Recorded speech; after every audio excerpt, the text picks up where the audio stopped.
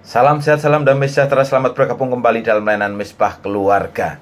Hendaklah kamu berakar di dalam Dia dan dibangun di atas Dia. Hendaklah kamu bertambah teguh dalam iman yang telah diajarkan kepadamu, dan hendaklah hatimu melimpah dengan syukur. Kolose 2 ayat 7. Dua orang teman telah pensiun dalam waktu yang bersamaan.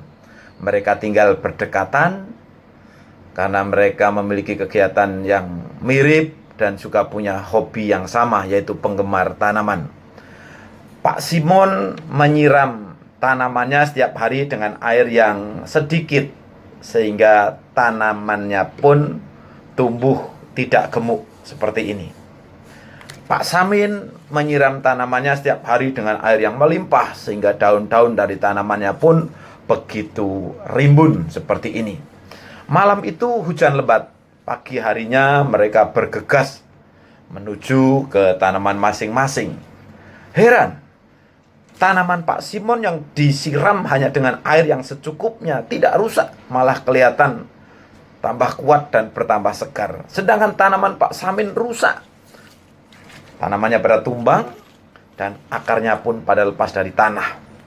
Mereka bertemu dan mendiskusikannya.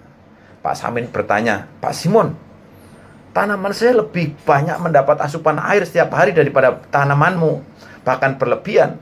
Dan tanaman saya juga kelihatan lebih subur dan kuat. Tetapi kenapa tanaman Bapak yang hanya dikasih sedikit air malah tidak rusak terkena hujan deras?"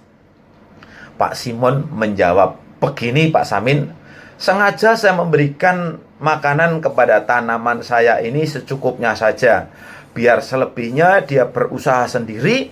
Karena itu akar-akar tanaman saya itu akan terus ke bawah mencari sumber air yang dia perlukan." Sobat Misbah Keluarga, renungan singkat ini memberi pelajaran kepada kita untuk mendidik anak-anak atau generasi setelah kita dengan tepat dan benar. Beri perhatian khusus kepada mereka. Ini bukan berarti harus menuruti segala keinginan mereka.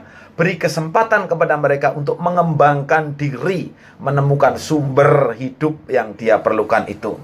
Seperti Naomi mengasuh anak Boaz dan Rut dalam Rut pasal 4, kita bisa lihat dengan firman Tuhan. Air kehidupan itu membuat Obed ayah Isai, kakek Daud, mewarisi hidup kuat dalam Tuhan, sehingga menghasilkan tumbuhan yang kuat dan menghasilkan keturunan yang kuat. Daud akhirnya menjadi raja yang super power sekalipun harus menghadapi goncangan yang sangat kuat dari Saul, raja sebelumnya yang memiliki iri hati terhadapnya. Dia mendapatkan satu bekal air kehidupan. Kasihilah Tuhan Allahmu dengan segenap hatimu dan dengan segenap jiwamu dan dengan segenap kekuatanmu. Ini yang Rut ajarkan. Ini yang Naomi ajarkan kepada Obed dan kepada keturunan berikutnya.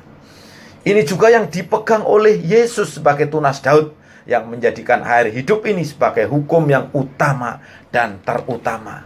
Kasihilah Tuhan dengan totalitas, lakukan perintahnya, maka kita bukan hanya menjadi tumbuh, tetapi kita akan kuat menghadapi tantangan zaman. Dan bahkan kita juga memberi inspirasi kehidupan bagi sesama. Selamat menikmati air kehidupan sampai ketemu sumbernya. Tuhan Yesus memberkati.